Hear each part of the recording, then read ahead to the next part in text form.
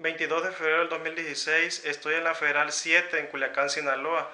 Voy en esta ocasión a hacer una entrevista al profesor Carlos Rea. Él es integrante de la CENTE.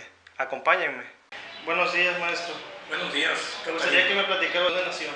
Bueno, yo nací en un pueblo que se llama Ahuacatlán, Nayarit. Es un pueblo prehispánico que está sentado en la parte sur del estado de Nayarit. ¿En qué fecha? El día 21 de enero de 1962. ¿Qué estudios tiene? Tengo estudios a nivel doctorado. Hice un doctorado en docencia e investigación.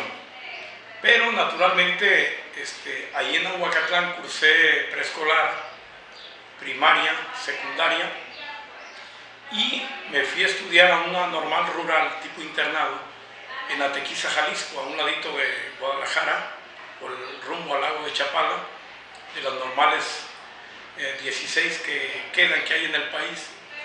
Ahí estudié la normal. Ya el último año hubo una huelga muy fuerte, nos castigaron, salimos expulsados 32 compañeros. ¿En qué año fue? Fue en el 81, yo ya estaba por terminar mi cuarto ya para titularme. El 21 de marzo me entregaron la baja de la normal. Nos había sitiado el ejército, porque son normales donde hay mucha efervescencia política, mucha combatividad, y nos expulsaron de todo el sistema de normales tipo internado. Estuvimos visitando varias escuelas, como la de San Marcos, Zacatecas, el Meche Hidalgo, y finalmente el próximo año nos aceptaron a los 5 de cuarto grado que habíamos sido expulsados en el CREN de Aguascalientes, Centro Regional de Educación Normal. ¿Qué acciones hacían o por qué los expulsaron? Bueno, en aquella época, como hoy se conoce por el problema de Ayotzinapa, son escuelas donde hay mucha actividad política desde que se llega a la escuela. Hay asambleas periódicas de todos los internos, que éramos 600 estudiantes. Hay asambleas, hay un comité estudiantil, y esas escuelas, desde que se fundaron, se han caracterizado por estar vinculadas con las clases sociales más desprotegidas. Porque lo estudian. Es que esas escuelas se fundaron primero como centrales agrícolas para darle asesoría técnica a los campesinos. Sin embargo, con el paso del tiempo se convirtieron en normales rurales para formar maestros para las zonas más apartadas del país. ¿Por qué? Porque no había maestros. Recuerda a Catarino que en la década de los 30, 40, había muchos que apenas terminaban cuarto de primaria, o quinto, quizás sexto, y ya podían ejercer la profesión docente. ¿Por qué? Porque el país todavía no contaba con instituciones formadoras de docentes. Entonces, estas escuelas, después de primaria, después de secundaria, ingresaban sobre todo hijos de campesinos, de gente humilde. ¿Por qué? Porque ahí se nos otorgaba una beca, había comida, había hospedaje, nos daban un colchón al ingreso, cobija, sábanas, nos daban incluso ropa, esa ropa color caqui, y daban para gastar cada semana. Le llamamos pre, generalmente nos lo daban cada 3 meses. Y era un dinerito para que te comieras una tostadita afuera, en fin, ¿no? Entonces esas escuelas se caracterizaron porque había mucha efervescencia. Yo empecé a leer ahí a Ríos. Al interior había un comité que se llamaba COPI, Comité de Orientación Política e Ideológica. Ese comité te invitaba a estudiar. Naturalmente que a los que iban destacando como líderes o como activistas, los iban invitando, y eran los que más leíamos, digamos, en aquel periodo.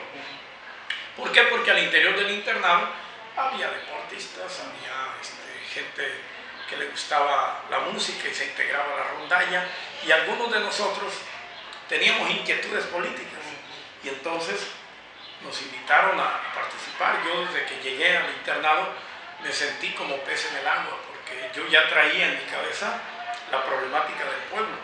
Porque te debo comentar, Catarino, que yo soy huérfano de padre, quedé huérfano a los 8 años, y el contacto con los campesinos, el trabajo con los ejidatarios y todo, cuando yo era niño, el trabajo en el taller, en una panadería, al ver cómo vivía el pueblo y sus necesidades, como que a mí me fue sensibilizando, me fui compenetrando. Y llegué a entender desde adolescente que era necesario luchar, pero yo no tenía todavía claro. Tuve un profesor de historia que era del PPS, del partido que fundó Lombardo Toledano, que era de formación marxista, con sus asegúnes, porque dicen que en el 68 él no condenó la masacre del 68, en fin, hay unos detalles de la historia. ¿Quién es? Lombardo Toledano. Pero mi maestro de historia, que era de Tepic, Nayarit, militaba en las filas del Partido Popular Socialista. Servando O'Connor. Algunos familiares de él han sido líderes del primer grupo que derrotó al PRI en Nayarit, que fue un líder que hubo en Nayarit muy querido, llamado Alejandro Gascón Mercado, que actualmente ellos tienen, la gente de Alejandro Gascón formó el Partido de los Comunistas, que todavía hacen actividad política. Yo tengo algunos conocidos que militan en ese partido. Entonces, ahí en el internado, repito, se nos fueron formando las ideas de cambio social, la lucha por los explotados, por la gente oprimida, los obreros, los campesinos. Y luego a Tequiza está esa normal, hay un corredor industrial ahí. Constantemente entramos en contacto con obreros, íbamos a apoyar las huelgas de los obreros ahí. Nos llevaban periódicos obreros, o sea, todo ese contacto y esa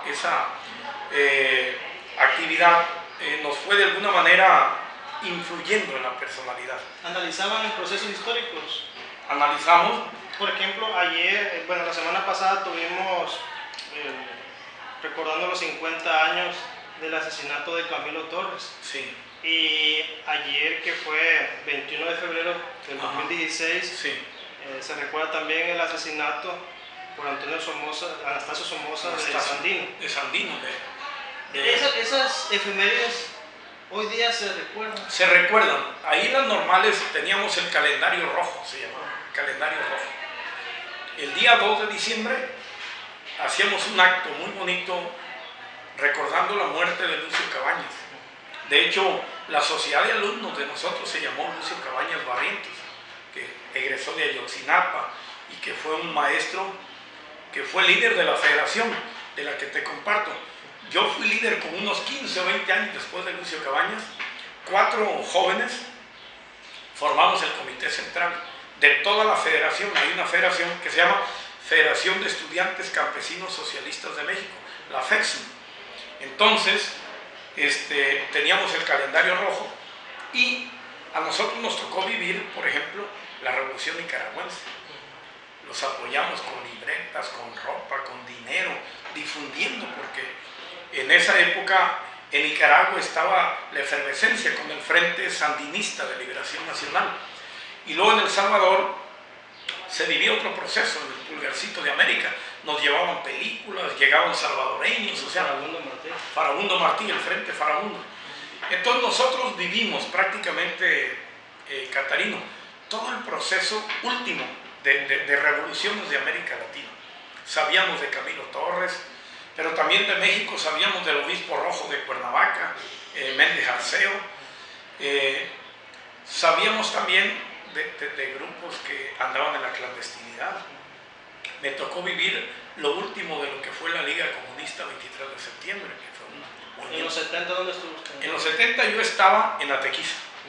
Yo entré a Atequiza en el 74, en el 77 llegué yo, al 81. Esos 4 años yo estuve internado, pero viajando por todo el país, o sea, me tocó visitar prácticamente todas las normales, Tamazulapa, Oaxaca, el Meche Hidalgo. En ese momento, ¿cómo se consideraba usted? ¿De qué ideología? Yo me consideraba de una ideología socialista. Yo me consideraba, aspiraba a tener una recia formación marxista. Y empezaba a leer. Por ejemplo, ahorita se me escapó traerte un libro, el primer libro de filosofía que yo leí, de un señor, de un autor Pulitzer. Ese libro es un libro de filosofía marxista. Leíamos a Afanasiev, que era otro libro, digamos una especie de manuales. De economía política leíamos a Penikitin, que era un ruso, que te explicaba más o menos el Capital de Marx, pero de manera muy didáctica. Entonces yo te quiero decir que fui influido por todo el ambiente ideológico que se vivía en las normales. ¿Y hacía militancia ustedes? Y hacíamos militancia, pero yo siempre milité en la federación. Yo casi nunca me comprometí con otros grupos del exterior. Tenía contacto con ellos, leía su propaganda, porque sí llegaban tendencias maoístas. Por ejemplo, había una agrupación maoísta que llegaba y metía propaganda. Había también, la liga también llevaba, lo último que quedó de la liga, llevaba Madera. Me tocó el periódico Madera. Y nosotros sabíamos lo de Arturo Gámez, le hacíamos su homenaje el 23 de septiembre del 65. Tú sabes que quisieron asaltar el cuartel Madera. Entonces, en el calendario rojo que te digo, estaba Arturo Gámez, estaba Lucio, estaba Rubén Jaramillo, estaba Zapata, estaba Villa, estaba Magón el 20-21 de noviembre, que lo ahorcaron en Estados Unidos. Yo te voy a decir una cosa, de los revolucionarios mexicanos me identifiqué mucho con el magonismo, porque a mí siempre me gustó la oratoria, me gustó. Cuando empecé a hablar yo en las asambleas, varios me dijeron, oye, lo haces bien, se te escucha bien, la gente se calla, la gente te escucha. Entonces empecé yo a ensayar, incluso me llamó el grupo que controlaba que hegemonizaba, el control se oye medio maquiavélico, el que dominaba, el que controlaba políticamente la normal. Bueno, estaban dos grupos en disputa y yo me tuve que inclinar con uno y ese se logró la hegemonía. Estaba uno ahí, había un grupo de porros que una noche casi nos matan a un compañero, dormíamos con machete en la azotea, el comisario un día nos prestó unas pistolas para repeler alguna agresión. Todo eso se vivía en el internado. Entonces ahí empecé yo a participar, ahí en la normal. Repito, fui del COPI, fui delegado nacional, fui del Comité Central de la Federación. Me quisieron cooptar varios grupos, pero yo tenía cierta resistencia porque yo tengo un problema. Yo necesito conocer más a fondo lo que se mueve para poderme comprometer. ¿Alguna vez quiso ser guerrillero? Sí, más bien quisimos ir a Centroamérica. Sí quisimos, un compañero de Guerrero nos invitaba a participar, hicimos caminatas, yo estuve en gimnasio 3 años, sí teníamos, porque era el ambiente juvenil, era la admiración por el Che Guevara, la admiración por el Camilo Cienfuegos, la admiración por Fidel Castro. Yo me identificaba mucho con el foquismo, digamos, en ese periodo. Me imaginaba que podía en México abrirse un foco y que a partir de ahí íbamos a liberar a este pueblo del dominio imperialista y del dominio de la oligarquía, etcétera, ¿no? Entonces te digo, esos años juveniles estuve muy metido, extremadamente. Yo ya no iba en periodo de vacaciones a mi casa, me lo pasaba leyendo. De hecho, yo tenía la biblioteca de la Sociedad de Alumnos, más de 500 libros que leíamos. Como ahorita todavía sigo leyendo algunos libros. Ayer antier que supe que murió este filósofo italiano, Umberto Eco, quiero comprar algunos libros de él. Soy abierto a las corrientes de pensamiento. El otro día me interrogó un agente de gobernación que trabaja aquí de manera abierta. Yo creo que él dice que es de gobernación federal. Me dijo que cómo me definía, y yo por la cosa que se ventila, me he definido como un humanista, como un hombre que respeta la línea pastoral de las comunidades de base. Me gusta el trabajo comunitario, aunque no sea muy definido marxista. Me llama la atención el trabajo del EZLN en Chiapas, de cómo vienen creando sus propias escuelas, sus propias clínicas. O sea, yo me considero un hombre que le duele mucho el dolor humano, como decía, lo decía este poeta Pablo Neruda: nada de lo humano me es ajeno. Entonces, yo quisiera definirme, para no ideologizar tanto, como un humanista revolucionario de la época nueva, ¿no? Retomando el humanismo del Renacimiento hasta ahora, porque hay un humanismo burgués, donde casi deriva en filantropía, y yo no soy filántropo. Yo quisiera que la humanidad se liberara de esas cadenas de la pobreza, de la injusticia, de la ignorancia, de las enfermedades, ¿no? Por eso a mí me mueve cualquier cosa que le ocurra al humano. Me caracterizo por ser solidario, ¿no? Después de que regresa a la normal, ¿en dónde empieza a trabajar? Empecé a trabajar aquí en Sinaloa, en la sierra. ¿En qué año? En el 82. Me mandaron a la sierra de Surutato para arriba.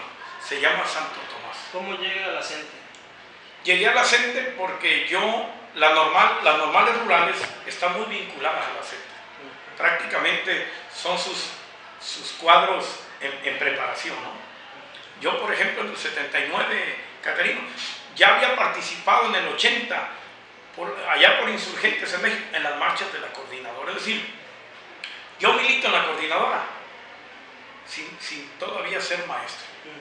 Era yo, ahí en la normal nos visitaba un grupo de la Barca Jalisco, que eran de la CENTE, aunque ellos eran del partido del PESUM, creo que ya era PESUM en aquellos años, el antecedente del PRD, y nos visitaban, y de alguna manera nosotros sabíamos que egresando de la normal íbamos a militar en la CENTE. O sea, está muy vinculado ideológicamente.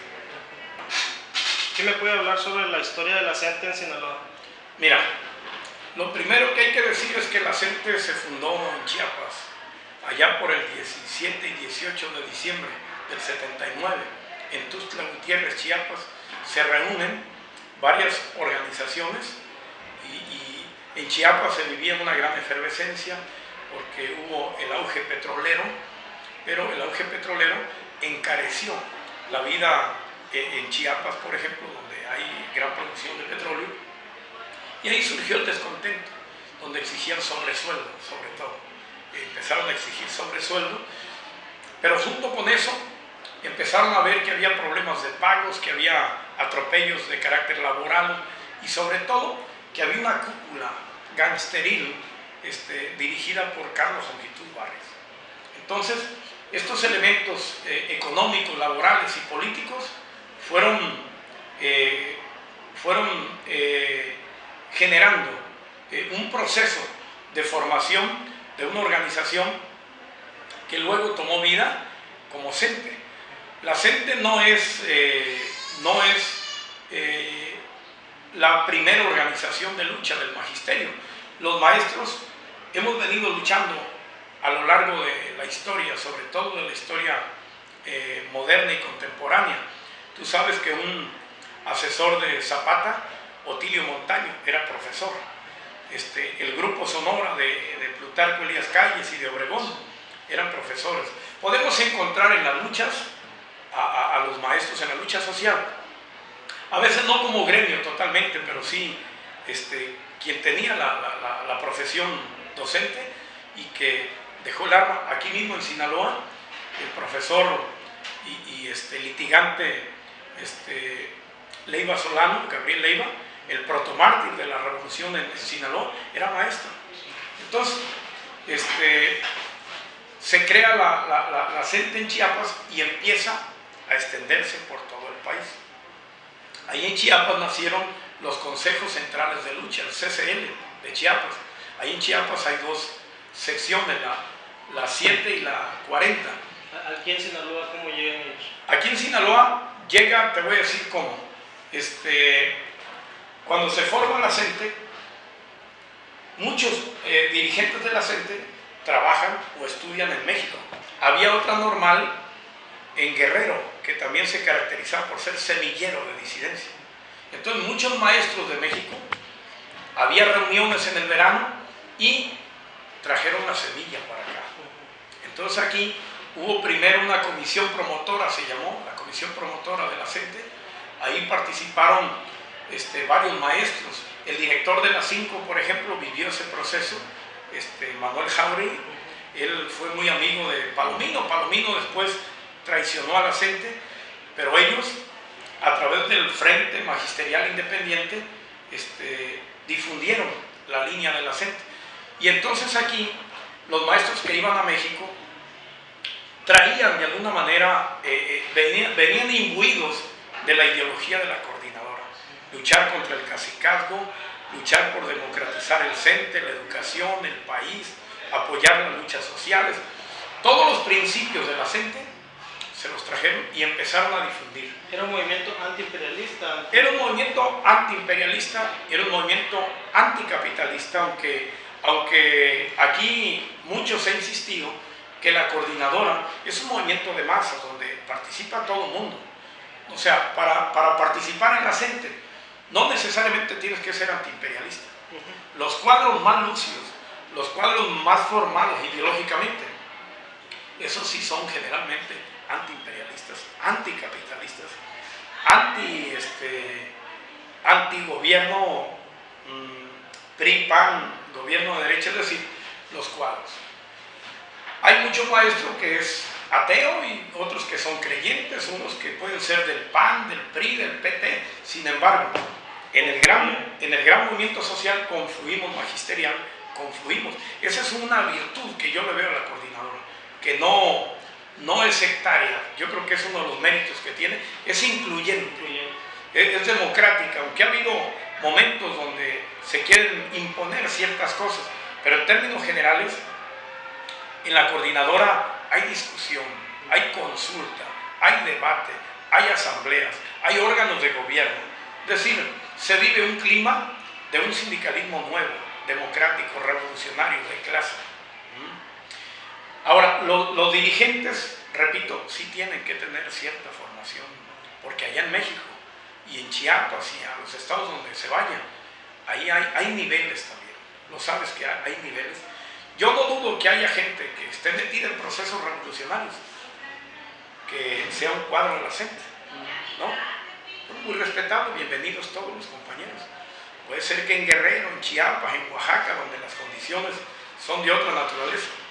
Aquí en Sinaloa, prácticamente la CENTE se ha formado por ese grupo de la gente de lombardistas, la gente de Nayarit.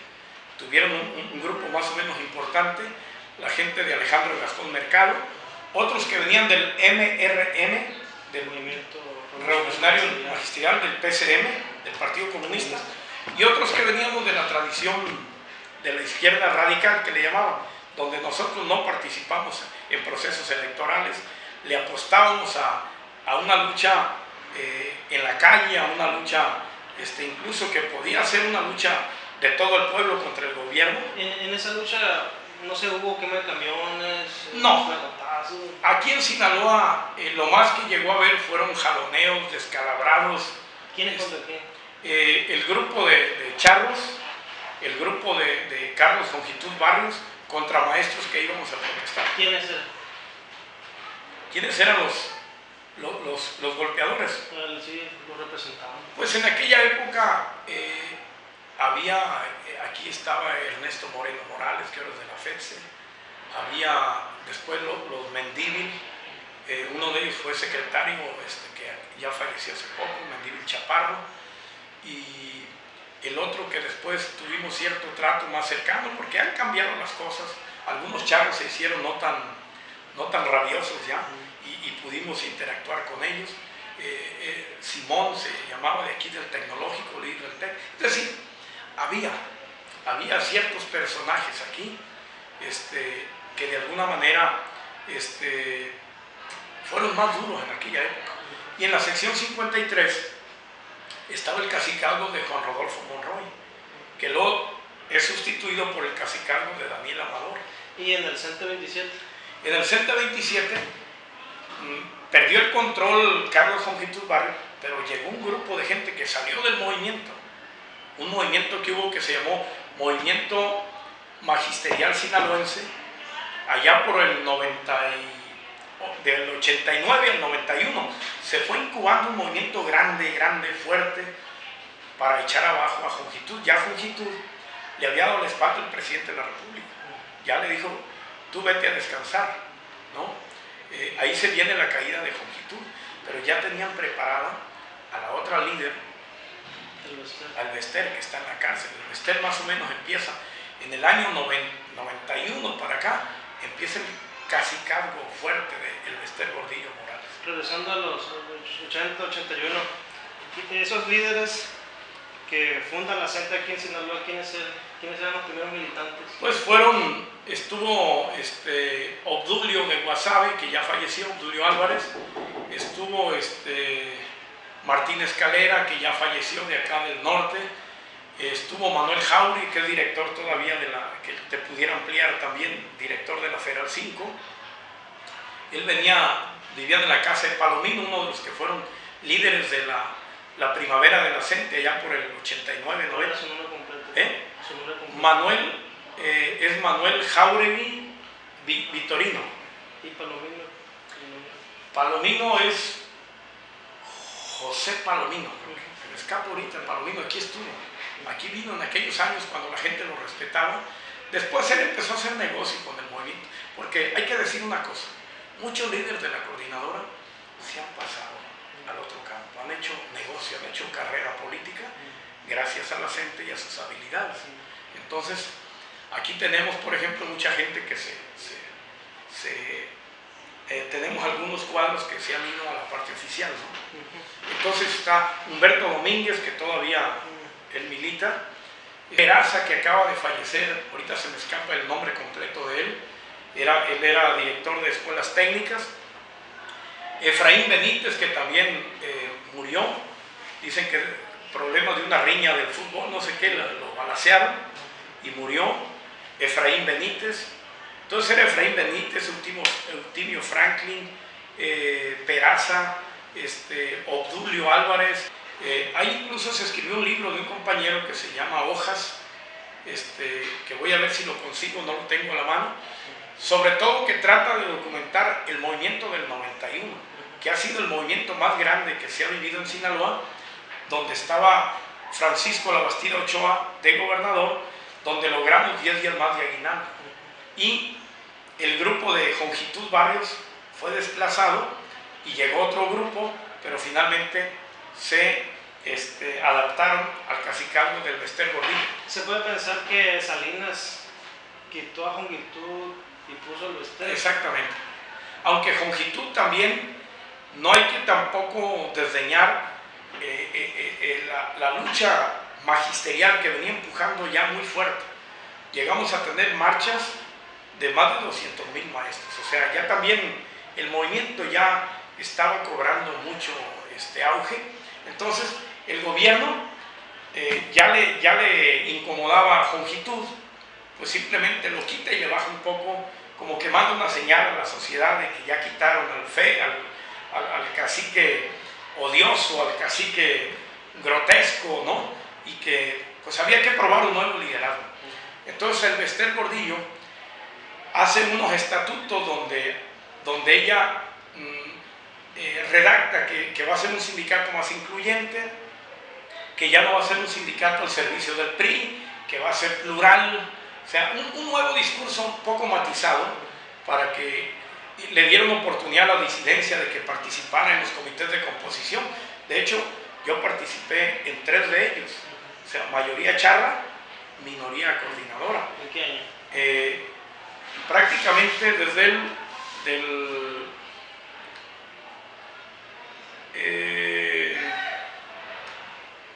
estamos hablando del año 2003, del 2003. Mira, yo primero fui secretario general aquí, profesor Carlos Alfonso Rea Camacho.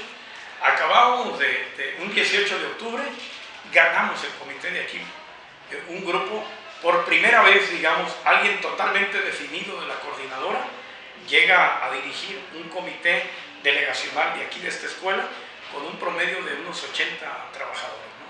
Entonces yo de aquí hice mi trabajo y fui invitado al primer comité como miembro del comité seccional, pero en acción social. Que prácticamente nosotros en los comités, más que darle juego a carteras que para los charros no tienen importancia, de acción social, de cosas donde no hay mucho que hacer, ni modo que yo me dedicara a organizarle fiestas y todo eso. Entonces nosotros nos dedicamos mucho a la gestoría, a ver los problemas del hospital, los problemas de préstamo, los problemas de vivienda. Entonces le dieron el verdadero sentido. El verdadero sentido al sindicalismo, un sindicalismo de clase le llamamos. A mí me gusta mucho el planteamiento de José Carlos Mariátegui del Perú, que fue un gran revolucionario, lo reivindican los maoístas, sobre todo a él, donde él habla del sindicalismo clasista, un sindicato que prepara para la batalla final contra la burguesía. A mí me gusta ese sindicalismo porque concientiza al trabajador. Como dijera Marx, no solamente lo hace que tenga una conciencia en sí, sino una conciencia para sí, dijera Marx en la ideología alemana, parece que lo plantea. Es decir, que un trabajador como tu servidor esté consciente, Catarino, de que tenemos que luchar contra este sistema tan desigual, que todos los días genera desigualdad, injusticia, pobreza, impunidad, violencia, narcotráfico. O sea, para nosotros, para mí, como una gente con pensamiento crítico, para mí la raíz de todos los males es el sistema. Un sistema basado en el mercado. El propio Francisco ahora critica que se está agotando ese modelo de mercado, porque el mercado, como esencia del capitalismo, despoja al 98% de la humanidad para enriquecer al 2%. Entonces nosotros tenemos muy claro, y eso lo quiero asentar aquí contigo, que mi generación ha militado, pero con un conocimiento de causa. Tenemos muchos compañeros que se acercan cuando quieren el aumento salarial, cuando quieren que no les pagan, pero realmente la lucha de la coordinadora, el proyecto de la coordinadora, es un proyecto que abraza inclusive las ideas socialistas. Yo, por ejemplo, me siento preparado para, si el día de mañana tuviéramos un gobierno revolucionario en México, de irme a la sierra, de irme a las comunidades, de irme a los campos agrícolas, abandonar este confort que tengo ahorita en la oficina, porque ya trabajé 10 años en la zona rural. Yo trabajé en los campos agrícolas.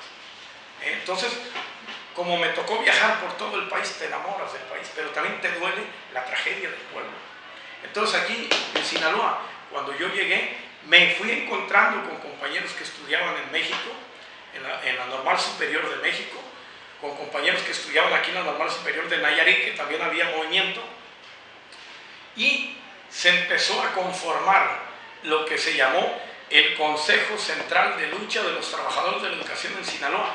El 6 de mayo del 89 se creó la primera organización, ya con líderes y con instancias de aquí. Se llamó CECELTES. ¿Quiénes eran los?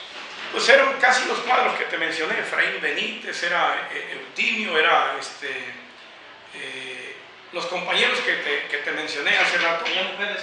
Había mujeres, estaba Josefina. Ahorita no tengo, voy a ver si tengo el padrón a la mano para luego mostrarte. La mayoría están jubiladas ya, pero tuvimos un grupo de mujeres muy combativas. Ahorita muchas están jubiladas, como Salustria Catalina, que es de Morelos, ella es jubilada allá en Los Mochis.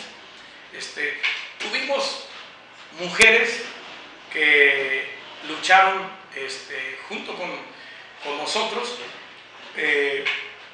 o nosotros junto con ellas, por aquello del género, en esta lucha. Había hombres y mujeres que nos veíamos como hermanos.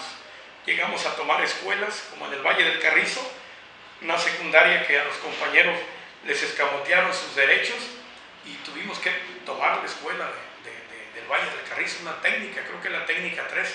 Ahí dormíamos, ahí comíamos, ahí sacamos a la planta docente y nosotros dábamos clases.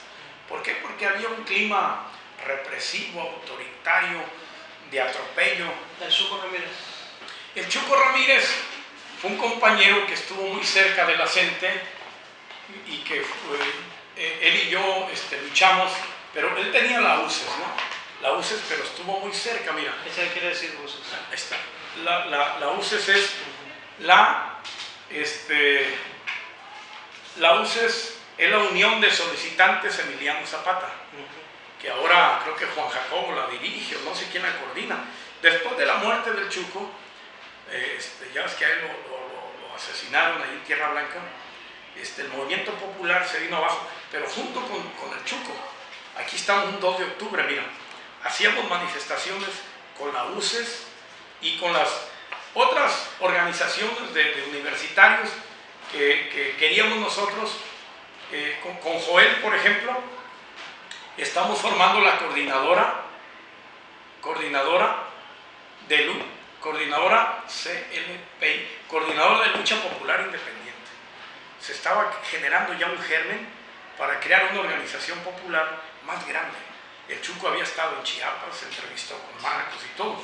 Sin embargo, al compañero pues lo asesinaron. Mira, aquí es en el 91, estos compañeros ya está jubilado, este compañero ahorita está operado, compañero jubilado, este compañero es de primaria. Hay muchos nombres. Ahorita también participaba en el comité seccional con nosotros, se llama Horacio Lora, que ahorita anda en Morena. Estos compañeros, milita todavía, va a las marchas y todo.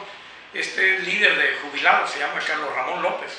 Ahorita trae la brigada Misael Núñez, aunque hemos tenido diferencias con él porque es muy anarquista. Entonces, Joel no fue miembro de la CENTE, pero fue un compañero cercano a la coordinadora porque Joel quiso ser maestro. Él le negaron la entrada aquí a la normal. La colonia 10 de abril. La 10 de abril la fundó Joel, la colonia la Juan de Dios Batis, acá después le llamaron, ahí donde vive la que fue su mujer Josefina, aquí hay una maestra que vive. Yo participé con ellos ahí, pero de manera tangencial. En la toma de tierra. En las tomas, pero de manera tangencial. O sea, les llevaba el volante, les ayudaba a repartir, pero yo estaba metido en el movimiento magisterial. Y el movimiento popular lo apoyaba yo, pero como CENTE, sí. O sea, tuvo contacto con el movimiento guaseño. Sí, tuve contacto porque además después entré a trabajar laboralmente. Yo trabajo también en la Prepa Allende. Tengo 23 años ahí trabajando. Entonces ahí me encontré a otros que fueron militantes de los 70s, a Saúl Amezquita, que está haciendo su doctorado en historia. Ahí me encontré a uno que fue de la gente de Genaro Vázquez, de los cívicos, la Asociación Cívica Nacional Revolucionaria, el compañero Abel, que ahorita está muy desmejorado por la diabetes. Ellos, de jóvenes, pues, militan.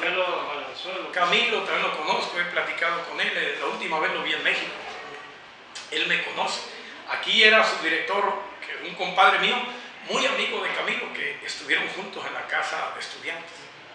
También le decían el Chuco al Camilo. Hace poco hicieron un encuentro sobre volver a Marx, sí, de este mes de febrero. Ajá. Ahí estuvo, él también estuvo. Ahí estuvo Camilo. Sí. También ha sido un líder, mira, este señor, ahí le hicieron un homenaje, se llama Arturo Guerra. El de gris. Comité seccional, mira. Ahí estuve 3 periodos. Aquí estoy en Ahuacatlán, en una arenga contra el cacique de ahí, Liberato Montenegro, un cacique Nayarita que controlaba el sindicato de maestros. Entonces, aquí está otro líder, Alfredo Arroyo, mira, él es miembro del Partido de los Comunistas, es del Comité Central. Digo, uno de los vertientes ideológicas de la CENTE, ¿no? Entonces, ¿Cómo logramos aterrizar todo esto? Mira, vamos, vivimos en un país capitalista, donde hay mucha desigualdad, donde hay injusticia, hay pobreza, hay bajos salarios, pocas prestaciones. En esa en ese contexto de una sociedad desigual va brotando la lucha, y el magisterio como sector ha venido luchando desde el siglo XIX, siglo XX, siglo XXI. Hubo muchas pequeñas organizaciones locales que se fueron entrelazando, y fruto de toda la experiencia, en el 79 logramos crear la Coordinadora Nacional de Trabajadores de la Educación. Se crearon otras coordinadoras que fracasaron de momento. Se creó la CEMPA, la CONAMUD, la CEMPI, o sea, Coordinadora Nacional de Pueblos Indígenas, la CEMPA, Coordinadora Nacional Plan de Ayala, la CONAMUD, Coordinadora Nacional del Movimiento Urbano Popular, donde participaba el Chuco en la CONAMUD. Se crearon muchas coordinadoras, la COSINA, Coordinadora Sindical Nacional, pero de todas las organizaciones esas, la que ha mostrado mayor fortaleza, la que ha mostrado mayor cohesión, la que ha mostrado mayor solidez ideológica, ha sido la coordinadora. Por una razón, porque los maestros venimos de familias humildes, hijos de campesinos, de obreros, de comerciantes en pequeño, de pescadores, de maestros. Y eso nos ha dado corazón para estar con el pueblo. Nos duele el sufrimiento del pueblo. Y entonces, junto a ese dolor del pueblo, nuestra preparación académica, que ha sido muy constante también. Yo fui a la escuela de economía, que no te lo platiqué. Fui 5 años, no tengo el título, pero estuve 10 semestres estudiando economía, porque quería conocer la anatomía del sistema. Estuve 2 años en la escuela de Derecho. Fui autodidacta en círculos de filosofía. Hice 2 maestrías y terminé un doctorado. Pero todo mi estudio y toda mi preocupación, como ves en la pantalla que escribió mi hija, te quiero porque tus manos trabajan por la justicia. Toda mi vida ha girado en torno a liberar al pueblo de la pobreza. A mí y a la gente que lucha, la más comprometida, nos duele mucho cómo vive la gente. Yo veo aquí, por ejemplo, esta secundaria que está más o menos urbanizada. Tenemos muchos problemas, alumnos que no comen, que no tienen para el camión. Nosotros aquí los apoyamos a veces, ocupan una beca. Pero si te vas más a la periferia, ves a gente que no tiene casa, que no tiene calzado, que no tiene ropa. Y si eso lo hace, se va mezclando con las ideas revolucionarias que hemos venido asimilando desde la Revolución Cubana, de la Revolución China. Hemos leído a Mao Zedong, de las grandes ideas de Carlos Marx y Federico Engels, de la experiencia soviética, de la experiencia de Vietnam con Ho Chi Minh y todos ellos. Va haciendo que la organización sea una organización muy compacta. Yo creo por eso el gobierno nos ha querido aniquilar como organización. Nos han matado más de 200 compañeros. Aquí yo no sé quiénes han muerto porque los han matado. Porque hace mucho en el norte le metieron un balazo en la nuca a un compañero de nosotros. Hubo una organización más radical que se llamó Junio 5, que rescataba esta tradición. Junio 5 no era de partidos, luchaba por un cambio, estaba por la línea de la confrontación, pero se diluyó ese grupo, se diluyó. Pero fue un intento también de crear un embrión más allá de la lucha de masas. Es como una organización de cuadros, ¿no? Entonces, aquí en Sinaloa también hemos tenido momentos maravillosos donde han salido a la calle más de 20,000 maestros, más de 20,000 a la calle han parado allá por los años 89, 90, 91. Y hemos tenido marchas de 10,000, de 5,000 y últimamente bajó. Pero el asunto de la coordinadora es que baja como las olas del mar. El movimiento es por oleadas, o sea, de pronto retrocede y no hay agua, pero al rato se viene el vendaval. Yo creo que ahorita, Catarino, se está incubando un movimiento de grandes proporciones, donde van a ir los maestros, los indígenas, los obreros. Yo percibo como maestro, no soy un gran investigador, pero de mis lecturas que hago en los periódicos, las revistas, de lo que escucho, de algunos viajes que hago, yo percibo que si no se corrige el rumbo que lleva el país, va a haber un estallido de grandes proporciones. Y ahí los maestros vamos a jugar un papel destacado, porque nosotros estamos dispuestos a ir con el pueblo a donde toca. Sobre esa movilización del 89-91, ¿qué acciones hizo usted? Pues ahí participamos en las marchas, por ejemplo, una marcha del desengaño, que es allá en el Valle del Carrizo, a Culiacán. Yo participé, yo los encontré aquí en Guamuchi, una marcha grande. Hubo la toma de la secretaría, participamos muchísima gente, nos rotamos por delegaciones. Aquí estaba el que le tomaste la foto, el compadre o amigo de este compañero que me mencionaste ahorita, de Camilo. Él era el secretario general de aquí. Yo participé, yo fui un activista, como muchos.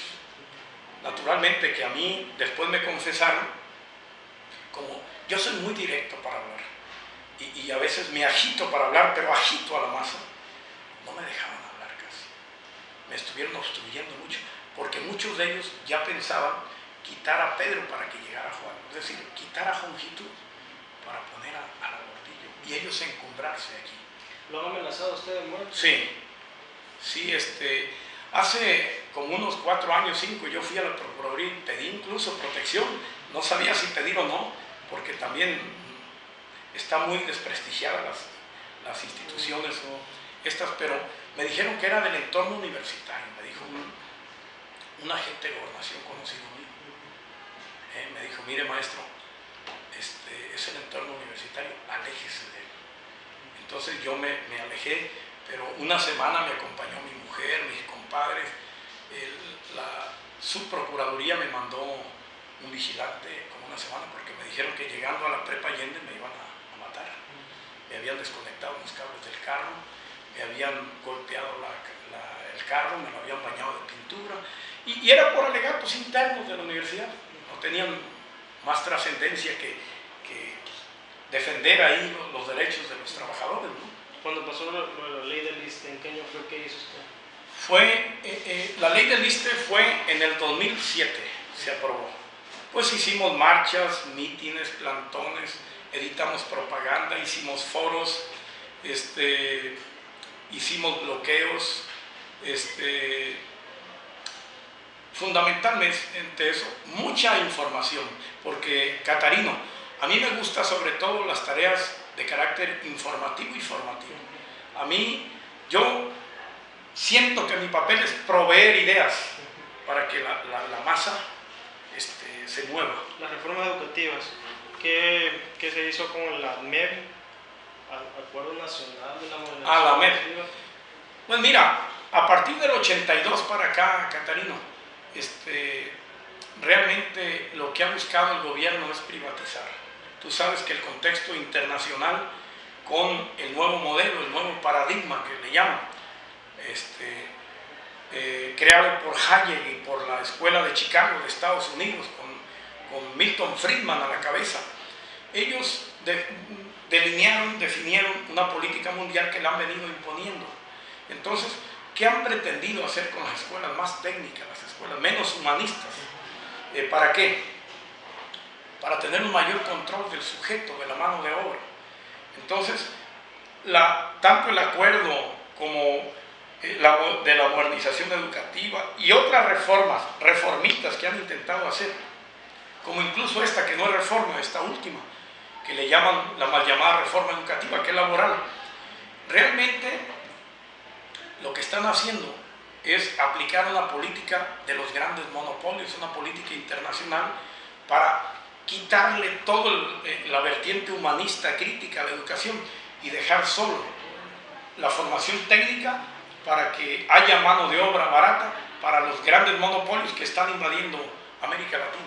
Tengo entendido que Oppenheimer dijo historia para qué, ya no sirve la historia. Sí. Y pues, me dijeron que Nuño, el sindicato había dicho que iba a quitar historias. ¿Qué sabe de ello? Pues ellos han intentado, por ejemplo, con Vicente Fox quisieron desaparecer la época prehispánica, donde habla de los mayas, los teotihuacanos, los olmecas. ¿Por qué? Porque ahí están nuestras raíces. Luego quitaron de bachillerato filosofía. Si tú te vas a las facultades, ya en la escuela de economía donde yo estudié, que llevé economía política, ahora casi es pura econometría, pura matemática aplicada a la economía. Es decir, vienen quitándole todo lo crítico de la educación, las ideas de Paulo Freire, incluso de la propia pedagogía mexicana, de Vygotsky, todo ello. Y han venido dejando a teóricos como Perrenaux, teóricos que lo único que pretenden es hacer competente al trabajador para que produzca más, e incompetente a la hora de reclamar para que acepte que le paguen menos. Entonces, nosotros sabemos, yo por mi formación, Catarino, te digo que de por sí la educación es un elemento de la superestructura. O sea, la educación, las leyes, los medios masivos, la filosofía, todo es la superestructura, todo el conjunto de ideas están para defender a la estructura capitalista. Entonces, yo tengo claro que mientras no cambiemos el sistema, la educación servirá para el proyecto de la clase rica empresarial. Como dice Noam Chomsky, el Estado no va a producir una educación que provoca crítico. Claro, y que socave sus propias bases. ¿Sí? ¿Por qué yo tengo esta formación, Catalina? Porque se da la lucha de clases en los sistemas educativos. A mí el sistema no logró alienarme, utilizando el lenguaje de Marx. A todos nos quieren alienar.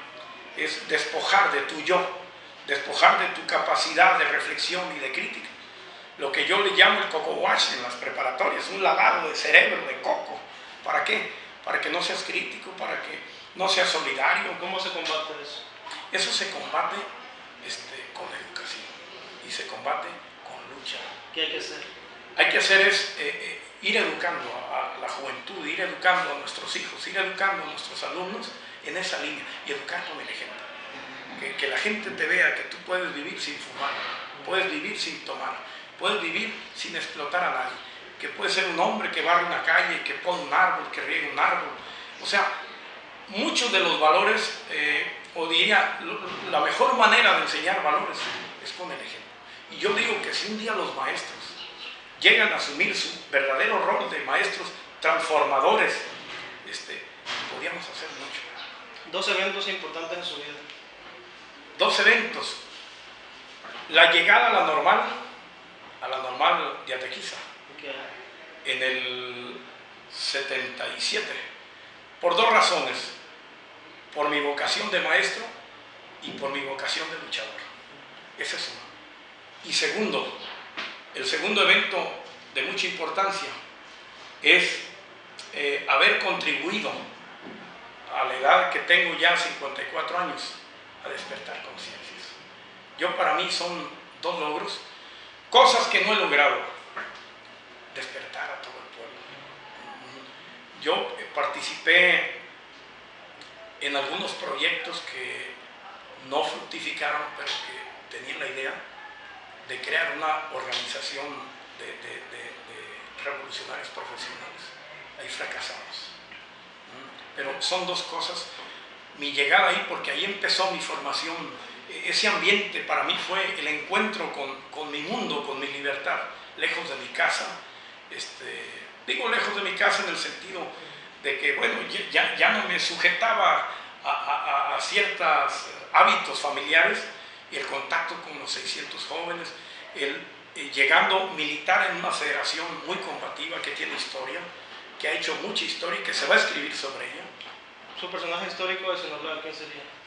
De Sinaloa, pues sería, estoy entre Gabriel Leiva y el Granito de Oro, pero en su última etapa, cuando se hizo villista. ¿De México? De México, yo admiro, aunque no comparto todo su planteamiento por anarquista, pero yo admiro a Ricardo Flores Magón por su entereza. ¿De América Latina? De América Latina, Fidel Castro y al Che. Son 2 personajes que yo, y del mundo, a Marx por su genio y a Lenin por su genio y su habilidad política, y a Mao por su capacidad de comunicarse con los pueblos del tercer mundo. ¿Qué mensaje compartiría?